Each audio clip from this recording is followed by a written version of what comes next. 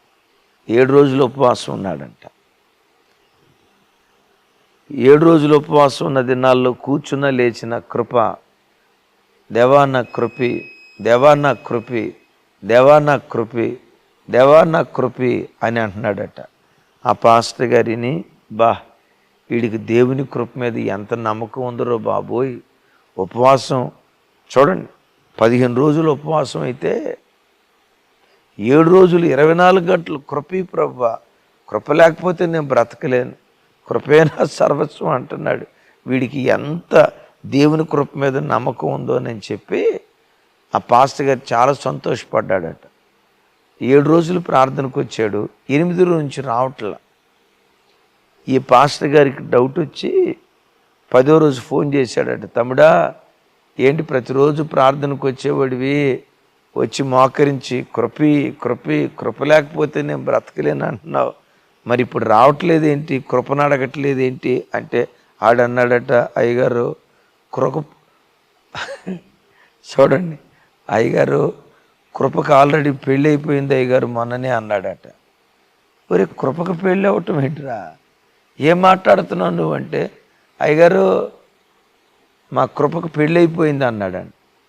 ఒరే, కృపకు పెళ్ళి అయిపోవటం ఏంటిరా అంటే అప్పుడు వాడు చెప్తాడంట, నేను ఒక అమ్మాయిని ప్రేమించాను, కానీ ఆ అమ్మాయి నన్ను ప్రేమించలేదు. ఉపవాసం ఎందుకున్నానంటే ఆ అమ్మాయిని వశీకరణ చేసుకోవడానికి ఉపవాసం ఉన్నా అన్నాడంట. ఈడెంత గొప్ప భక్తుడో చూడండి. ఎట్లాంటి దురుద్దేశంతో దేవుని దగ్గర ప్రార్థన చేయాలి. రైట్. రేపు మరో దివ్యమైన వర్తమానంతో ఉపవాస ప్రార్థన ద్వారా మనం పొందుకునే విజయం, కొన్ని విలువైన విషయాలు మీతో పంచుకుంటాను. మెట్టుకు మనం ఉపవాసం ఉన్నప్పుడు అంటే పైనున్న దేవునికి సమీపంగా వాసము, పైనున్న దేవునికి సమీపంగా బ్రతకటమే అసలు సెసలు నిజమైన ఉపవాసం. తమ్ముళ్ళారా, చెల్లెలారా, మీ ఆధ్యాత్మిక జీవితాన్ని ఉత్తేజపరుచుకోవటానికి, మీ ఆధ్యాత్మిక జీవితాన్ని రివైవల్ చేసుకోవటానికి, ఆ పరలోకపు తండ్రికి మరెక్కువ సమీపంగా రావటానికి ఉపవాస ప్రార్థనలకు మించిన వేదిక ప్రపంచంలో మరొకటి ఏదీ లేదు. రండి, మన కుటుంబాలు కట్టుకుందాం. రండి, దేవునికి సమీపంగా బ్రతుకుదాం. రండి, నీకు నీ దేవునికి మధ్యలో ఆయాసకరమైన ప్రతి దాన్ని తొలగించుకొని దేవునికి సమీపంగా వెళ్దాం. రాగల దినాలంతా విజయోత్సవంతో దేవుడు మనలను, మన పరిచర్యను ఊరేగించునుగాక. రైట్. చిన్న ప్రార్థన చేస్తాను, కళ్ళు మూసుకోనండి అందరూ. తండ్రి, మాతో మీరు మాట్లాడిన శ్రేష్టమైన మీ మాటలకై స్తోత్రాలు. ఉపవాసం అంటే ఏంటి, ఉపవాసం ఎలా చేయాలి, ఉపవాసం ఉన్నప్పుడు ఏం చేయాలి, ఏం చేయకూడదు, ఈ 3 ప్రశ్నలకు మాకు చక్కటి సమాధానం ఇచ్చావు. ఈ వాక్యం ద్వారా అనేకులు పురికొల్పబడాలి, ఉపవాసం కొరకై తమ శరీరాలను రేపుకోవాలి, తమ మనసులను పురికొల్పుకోవాలి. స్వామి, మెట్టుకు ఉపవాస దినాల్లో మీకు మరెక్కువ సమీపంగా మేము బ్రతకాలయ్యా, మీకు మరెక్కువ సమీపంగా మేము బ్రతకాలయ్యా. అట్టి కృపతో మా ఒక్కొక్కరిని యేసు నామం పేరిట మీరు అభిషేకించుదురుగాక. సమస్త ఘనత, మహిమ, ప్రభావాలు మీకే ఆరోపిస్తూ యేసు నామం పేరిట ప్రార్థించి పొంది ఉన్నాం తండ్రి. తండ్రి అయిన దేవుని ప్రేమ, కుమారుడైన యేసుక్రీస్తు వారి దివ్య కృప, పరిశుద్ధాత్మ దేవుని సహవాసం మనకు సకల పరిశుద్ధులకు సదా తోడయుండి నడిపించునుగాక. ఆమేన్, ఆమేన్. Thank you. ఈ వర్తమానం అనేకులకు షేర్ చేయండి. గురువారం నుండి 21 దినాల ఉపవాస ప్రార్థనలు ప్రారంభం కాబోతున్నాయి. ఏ విషయం కూడా మీరు ఎరిగిన వాళ్ళందరికీ షేర్ చేసి వారు పాలు పంపులు పొందేటట్లుగా పురికొల్పగలరని ప్రేమతో తెలియచేస్తున్నాను. కృపా సమాధానాలు మనందరికీ తోడై ఉండునుగాక.